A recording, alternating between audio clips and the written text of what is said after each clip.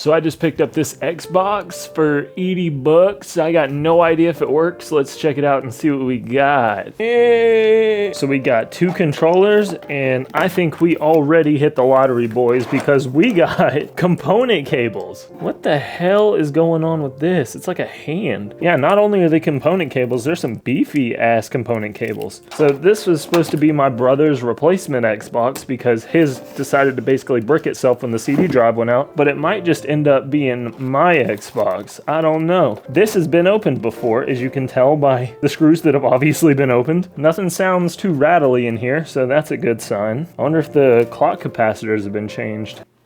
Oh, and that's what happens when you don't extend the light stand out all the way. All right, let's just get mine out of here.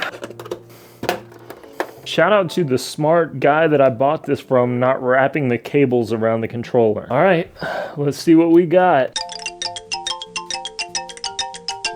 All right, we got power, and the CD drive works, and that is a burned disc. Okay, hold on just a minute. I'm not getting any video signal yet, so I'm a little concerned with that. Okay, it's just kind of stuck on the Xbox menu right now.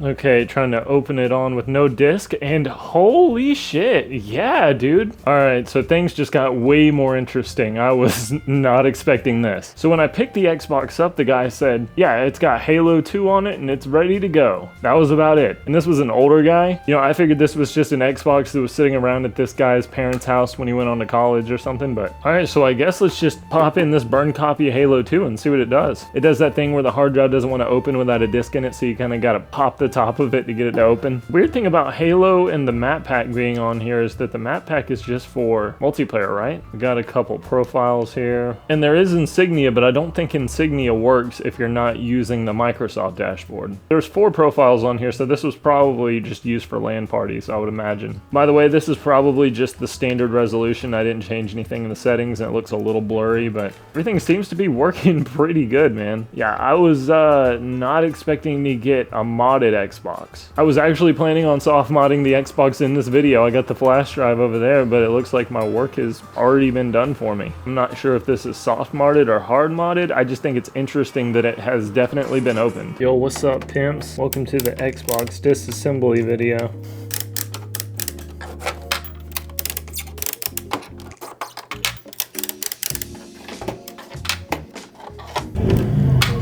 Yeah, turn that shit up. Oh, get out of there. Oh, I need an extension. What a stupid ass screwdriver. Ooh, NVIDIA graphics. So I was really just opening up this bad boy to see if it was hard modded. Doesn't look like it's hard modded, and I'm not sure if these clock capacitors are new or old. What I will say is that they look like they're in pretty good shape. I don't see anything to be concerned with. Oh, that scared the hell out of me. Looks like my brother's gonna be one happy customer.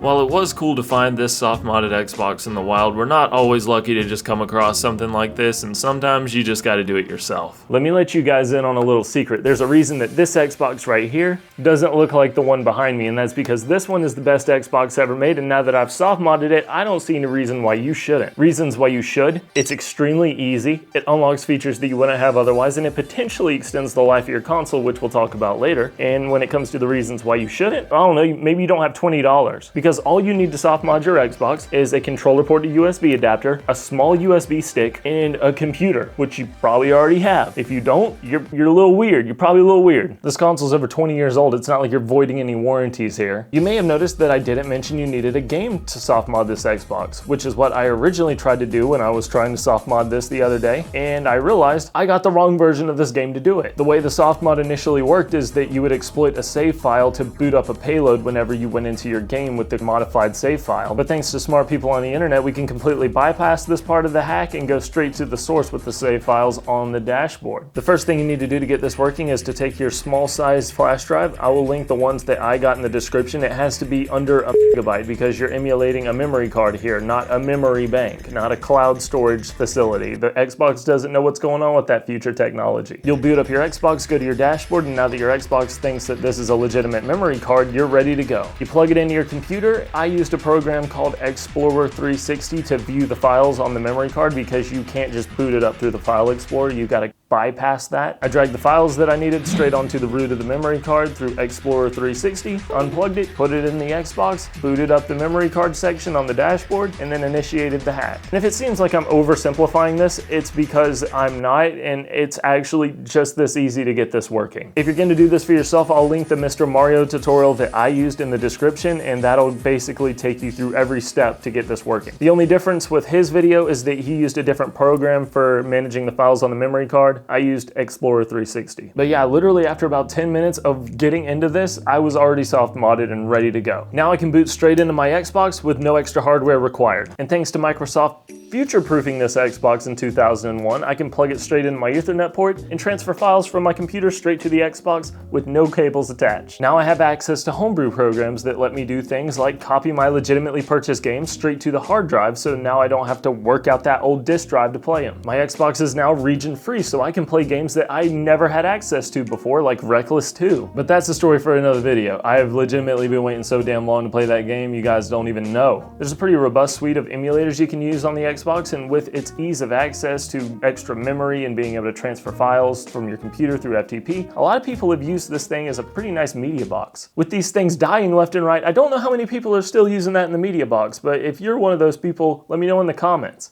Or you can just lie. But the main reason you're going to want to at least soft mod your Xbox goes hand in hand with one of the reasons I mentioned earlier, and it's a big problem that may come up and affect you like it did my brother when we were just checking out his Xbox. You see, a lot of people talk about the clock capacitors in these things going bad and them basically grenading your console over time as they leak out onto the motherboard. But what a lot less people seem to talk about is the fact that these disk drives are a ticking time bomb, and when they stop working, they brick your console. Your Xbox checks the disk drive when it's booting up before anything else, and if your disk drive is no good, you won't be able to get into the console. It'll just give you a service message, which is what happened on my brother's Xbox. Now you have a couple options here. You can buy a disk drive for the same price as an Xbox and hope that it works for some amount of time before it inevitably bricks that console too. You can hard mod the Xbox, which is probably the best option, but I'm probably not technically inclined enough to do that myself, and I can't find any straightforward tutorials or necessary components to do that easily. But if nothing else, you can take your soft modded Xbox, put your library of games straight to the hard drive on it, and put a lot of strain off of the disk drive itself. That way you can just boot straight from the hard drive, not even worry about it. Now, I don't know if this is necessarily a foolproof way to avoid this disk drive killing itself, but I would hope that it's on the right track, right? If you're not using the disk drive, it has less of a reason to break, therefore prolonging the life of the console. But just be warned, as you may or may not know, the storage capacity on the Xbox isn't very big. I think it's like a 10 gig drive, give or take, so you're only going to be able to put maybe a couple games on there, which is why you'll want to upgrade your hard drive, which is something that we'll also be doing in another video in the future. The Xbox might be a ticking time bomb, but damn man, they really put a lot of engineering into this thing and it still holds up in 2025. There's even an online community still playing Xbox Live on this thing. If you want to know more about that, watch my Insignia video. Shout out to all of the channel members giving me money to stockpile Xboxes, so when one breaks I can just throw it away and pull out another one. I'm here for a good time, not a long time, baby. I'll see you guys in the next one. It's been Josh, T, whatever. Woo!